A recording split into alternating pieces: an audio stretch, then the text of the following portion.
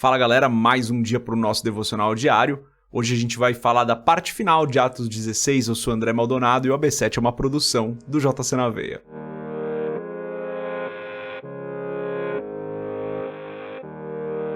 Atos 16, a partir do versículo 35, diz o seguinte: Quando amanheceu, os magistrados mandaram os seus soldados ao carcereiro com essa ordem: solte esses homens.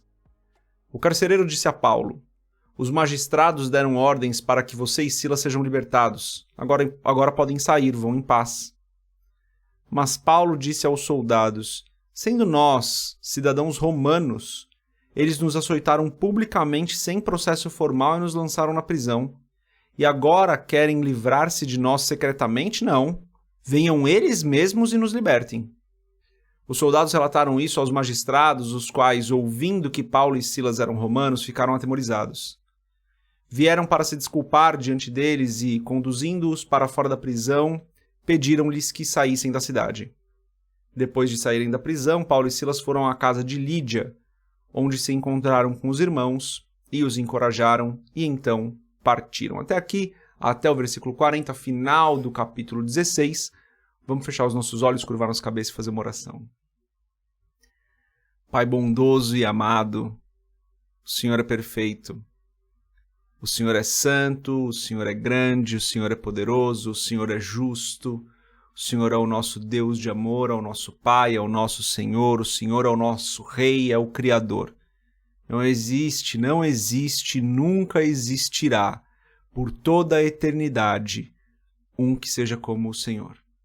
O Senhor é o primeiro. Peço, Pai, perdoa os nossos pecados, porque são muitos, nós ainda falhamos, nós ainda erramos, tem misericórdia de nós. Mas eu te agradeço, Senhor, porque o Senhor tem nos ajudado, tem nos abençoado. Estamos aqui hoje, se estamos aqui é porque o Senhor tem nos ajudado, tem nos guardado, tem nos abençoado, tem nos livrado do mal. Te agradeço, Senhor.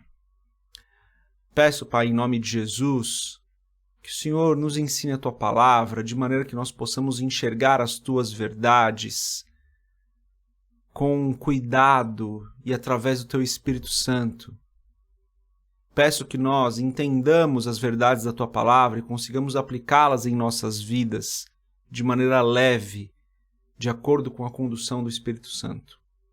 Eu oro, Senhor, para que o Senhor abençoe cada pessoa que está acompanhando aqui o podcast, cada pessoa que está ouvindo ou assistindo todos os dias e fazendo esses devocionais diários conosco, que a Tua poderosa mão esteja sobre a vida dessas pessoas, trazendo cura, trazendo provisão, trazendo o Teu consolo, trazendo a Tua presença em nome de Jesus. Ajuda-nos no dia de hoje, precisamos de Ti, sem o Senhor nós não somos nada.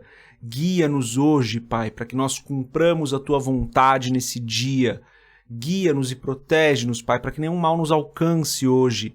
Livra a nós e as nossas famílias de todo mal, de toda cilada, Senhor. Não nos deixe cair em tentação, Pai. Eu peço em nome de Jesus, esteja conosco durante esse dia, porque dependemos do Senhor, porque sem o Senhor nós não somos nada. É o que eu peço em nome de Jesus. Amém.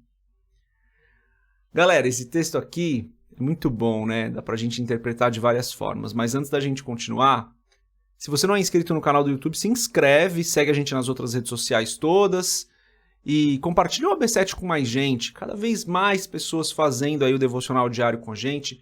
Hoje, normalmente, de 100 a 120 pessoas todos os dias com a gente aqui no devocional diário.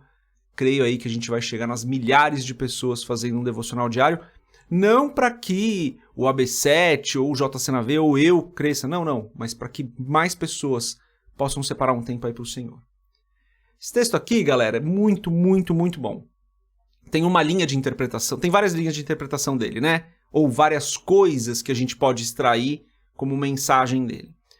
Uma delas é falar sobre a questão política, né? Sobre como essa questão política era importante. Paulo e Silas sendo cidadãos romanos e eles sendo presos injustamente, como que tudo isso se desenrola.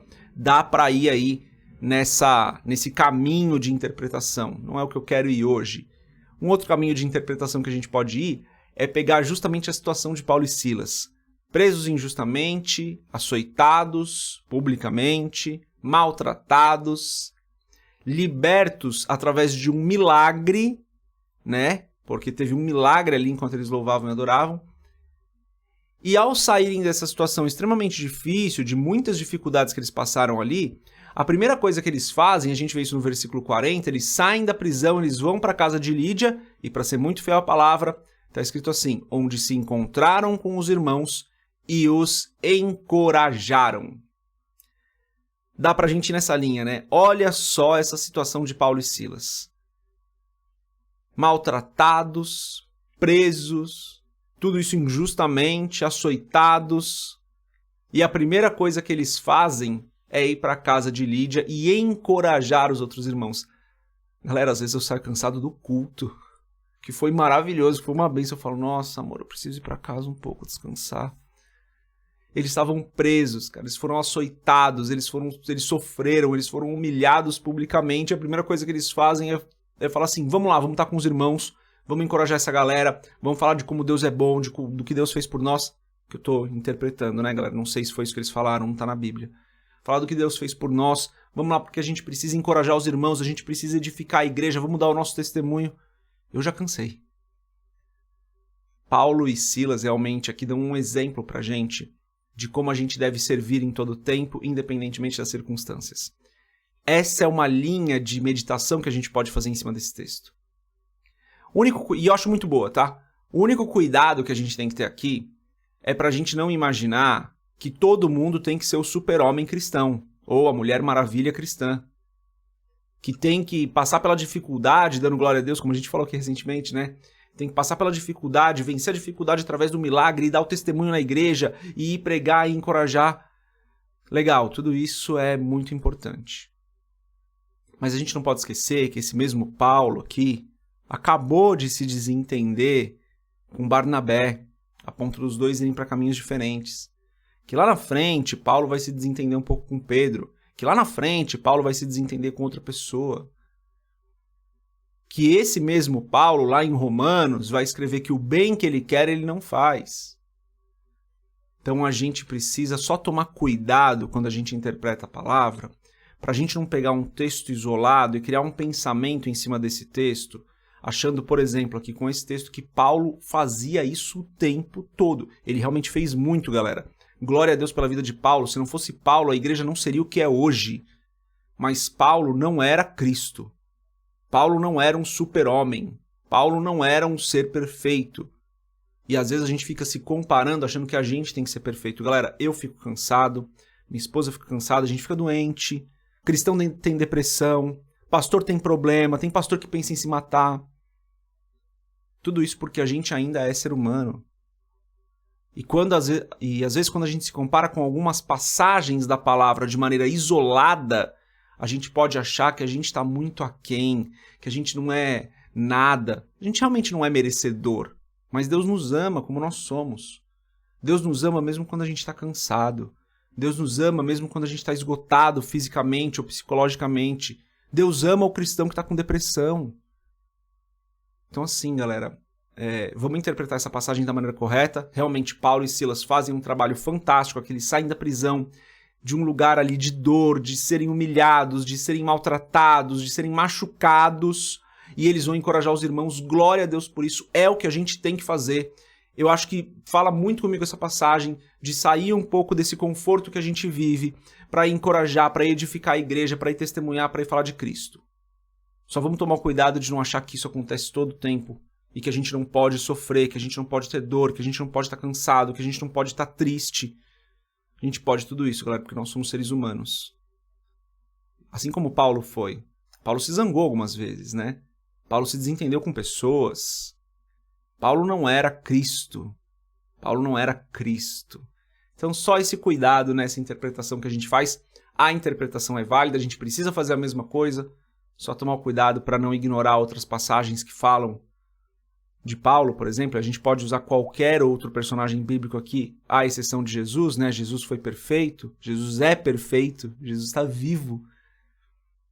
Mas esses outros personagens, a gente tem que tomar muito cuidado para não pegar uma passagem isolada e criar uma verdade que confronta a realidade, né? A verdade é, precisamos pregar em todo tempo, precisamos orar em todo tempo, a palavra nos ensina isso, precisamos falar do amor de Deus. Mas a gente também é humano, a gente também erra, a gente também se cansa, a gente se frustra, a gente se entristece e a gente não é menos cristão por causa disso. Faça a meditação hoje e entrega as suas dificuldades para Deus. Está triste, está passando por um momento de dificuldade, está passando por um problema familiar. Entrega as suas frustrações para Deus. Fala, Senhor, está difícil. Estava ouvindo uma música agora de manhã de um jovem cantor e ele fala assim, eu não vou conseguir sozinho, eu não conseguirei sozinho. Entrega essas frustrações para Deus, admitindo que elas acontecem, está tudo bem. E eu tenho certeza que o Espírito Santo Consolador nos ajuda nessa caminhada no meio das dificuldades. A mensagem de hoje é essa, Deus abençoe a sua vida, a gente se vê amanhã se Deus quiser. Paz.